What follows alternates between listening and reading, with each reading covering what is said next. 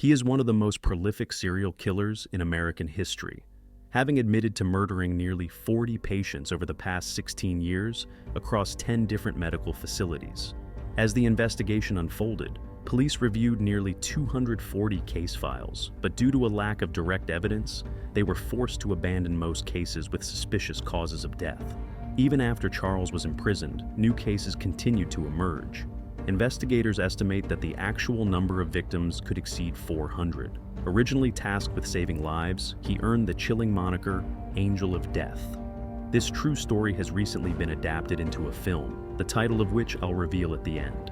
Today we'll delve into this shocking case. Charles Edmund Cullen was born on February 22, 1960, in New Jersey, USA. His childhood was far from happy. At 7 months old, his father, a bus driver, died in a car accident. Later, 2 of his 8 siblings also passed away due to illness. From a young age, Cullen exhibited troubling signs. At 9, he attempted suicide by swallowing chemical reagents. Years later, upon his arrest, he confessed to police that he had tried to take his own life at least 20 times, though none of these attempts succeeded. Otherwise, the subsequent events would never have occurred. As an adult working as a nurse, he admitted to fantasizing about stealing drugs from the hospital where he worked to end his life. Cullen had few friends and was often ridiculed at school. In his teens, he became enamored with the works of Fyodor Dostoevsky, particularly Crime and Punishment. Life dealt him another blow when, during high school, his mother died in a car accident. This marked a turning point for the already troubled, setting him on a dark path. He later recalled that his mother's death was a horrific experience, claiming he was furious when the hospital refused to release her body to him and instead cremated her remains. At school, he faced bullying, and at a party outside of school, he attempted to poison his tormentors with rat poison, an act that foreshadowed his later murders. Fortunately, no one died from the poisoning. In April 1978, Cullen dropped out of high school and joined the U.S. Navy, where he trained as a ballistic missile technician. He passed the physical tests and the rigorous psychological evaluations required to become a submariner. However, the Navy proved to be no better than high school. Reports indicate he was frequently mocked and bullied by his crewmates, who nicknamed him Fudd. On one occasion, a petty officer found him sitting in the missile control room, dressed in stolen patient scrubs, a mask, and gloves instead of his uniform, an incident he never fully explained. After the event was reported, the Navy reassigned him to a less demanding role. Over time, he was transferred multiple times to naval psychiatric facilities. In 1984, Cullen was discharged from the Navy for unspecified reasons. Afterward, he enrolled in nursing school at Mountainside Hospital in Montclair, earning his nursing degree in 1987. He began his career as a healthcare worker at St. Barnabas Medical Center in Livingston, working in the burn unit. During this time, he met and married Adriana, and later that year, their daughter Shauna was born. However, his wife grew increasingly disturbed by his odd behavior. Within a year of starting his job, Cullen killed his first victim, a 72-year-old judge named John Yengo, by injecting him with an overdose of lidocaine, a local anesthetic that, in excessive amounts, slows heart conduction, weakens muscle contractions, and reduces cardiac output. Yengo's death raised no suspicion at the time. From then on, the darkness within Cullen consumed him. He began abusing alcohol, became violent toward his wife and daughter, and inflicted cruelty during the winter months by turning off the heat, forcing them to endure freezing temperatures. He also tormented the family's 2 dogs, once locking a puppy in a bowling bag. In January 1992, the hospital launched an investigation into Cullen after a steady stream of patient deaths occurred over his 4 years there.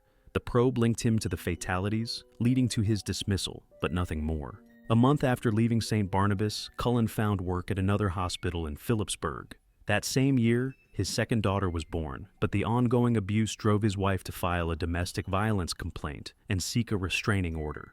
A judge, however, ruled that Cullen's behavior was merely strange rather than threatening, denying the request. After their divorce, now alone, Cullen descended into alcoholism, his life unraveling further. Though he initially intended to quit nursing and killing, the need to pay child support forced him to continue. In March 1993, he broke into a female colleague's home while she and her young son slept, slipping away undetected. Afterward, he bombarded her with relentless calls and texts, stalking her wherever she went. Unable to endure the harassment, she took him to court. Cullen was arrested, convicted of harassment, and sentenced to probation. The day after his arrest, he attempted suicide in jail. Over the next 2 months, he was admitted to a psychiatric hospital for depression treatment, and by year's end, he tried to kill himself twice more. In September 2002, Cullen began working at Somerset Medical Center, where he embarked on a year-long killing spree that claimed at least 13 lives. Among his victims was 21-year-old Michael Strenko, who had undergone spleen surgery and was expected to recover easily. Instead, Cullen ended his life with a high dose of norepinephrine. He continued his rampage, administering lethal doses of drugs like digoxin to patients such as Lucy Mugavero, Marina Talley, and Helen Dean. Before Dean's death, she told her family a male nurse had injected her. During his time at Somerset, Cullen killed 8 more patients and was in the process of murdering a 9th by June. His preferred murder weapons were digoxin and insulin. On June 18, 2003, he attempted to kill a patient named Philip Gregor, who survived the attack but died of natural causes 6 months later. Shortly after this incident, hospital records revealed Cullen accessing the charts of patients not assigned to him. A witness reported seeing him in the rooms of patients outside his rotation. Pharmacy logs also showed him requesting medications beyond what doctors had prescribed. In July 2003, the executive director of the New Jersey Poison Information and Education System warned Somerset Medical Center, informing authorities that an employee was likely responsible for 4 suspicious overdoses. Coincidentally, Cullen improperly requested non-lethal insulin in August, but the hospital failed to report it, resulting in state penalties. Investigators reviewed Cullen's employment history, uncovering potential ties to other deaths. His tenure at Somerset ended on October 31, 2003, after he falsified an application. Law enforcement then placed him under surveillance, gathering evidence over weeks. On December 14, 2003, while dining at a restaurant, authorities arrested him with sufficient evidence. During interrogation, he confessed to murdering a patient named Florian Gall, a reverend at Somerset, and attempting to kill another, Jin Kyushu. By April 2004, he admitted to 13 murders and 2 attempted murders at Somerset, agreeing to cooperate with prosecutors. Through plea negotiations, he avoided the death penalty in exchange for assisting the investigation. In 2006, after a 2-year probe, Cullen faced trials in Somerset and Allentown, Pennsylvania, receiving 11 and 7 consecutive life sentences, respectively, with no parole eligibility until 2403. He is currently incarcerated at New Jersey State Prison in Trenton. During questioning, he admitted to intentionally killing his victims, moving to a new hospital whenever suspicion arose, facing little resistance. He blamed the hospitals for enabling his crimes, claiming their leadership knew he was a threat, but failed to protect patients or scrutinize his actions. Cullen insisted he killed to spare patients from suffering, often working in critical care and burn units, which made his justification seem plausible. He accused hospitals of treating patients like animals, framing his actions as mercy. However, police later found that many victims weren't suffering. Some had even recovered. Though believed to have killed up to 400 people, information about most victims remains scarce. Below is a timeline of cases with confirmed evidence. John Yengo, 72, on June 11, 1988. Lucy Mugavero, 90, on March 9, 1991.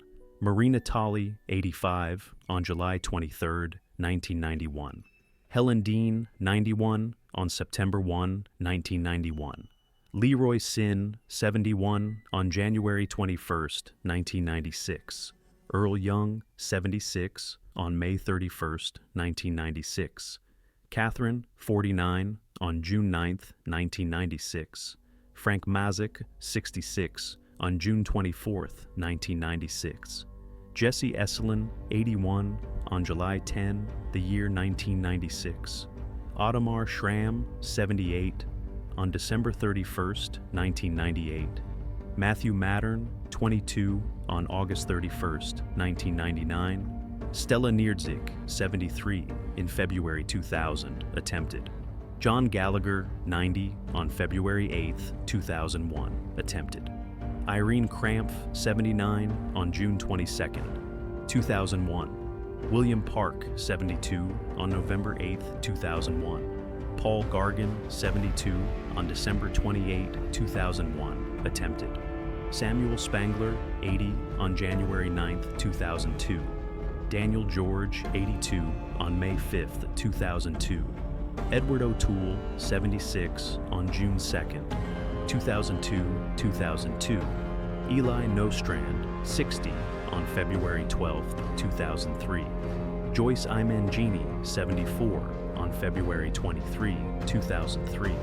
Giacomino, 89, on February 23, 2003. John Shanager, 83, on March 11, 2003. Dorothy, 80, on April 6, 2003.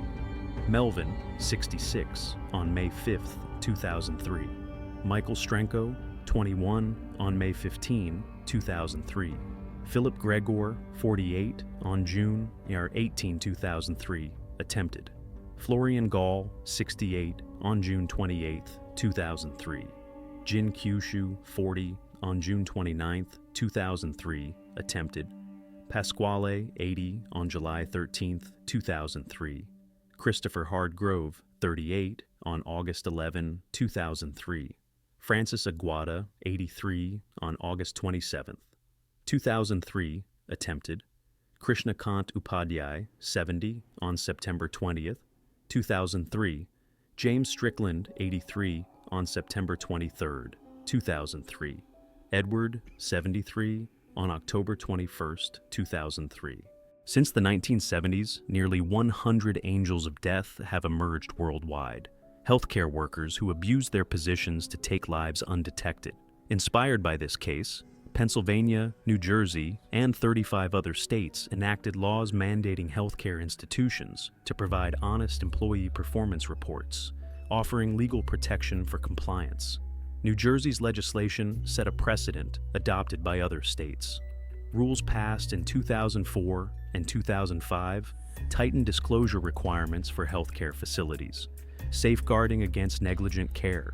Most notably, new regulations now mandate criminal background checks for all licensed medical professionals, with prospective employees required to submit fingerprints at their own expense. That wraps up this story. The film mentioned earlier is The Good Nurse. Thanks for reading, and I'll see you next time.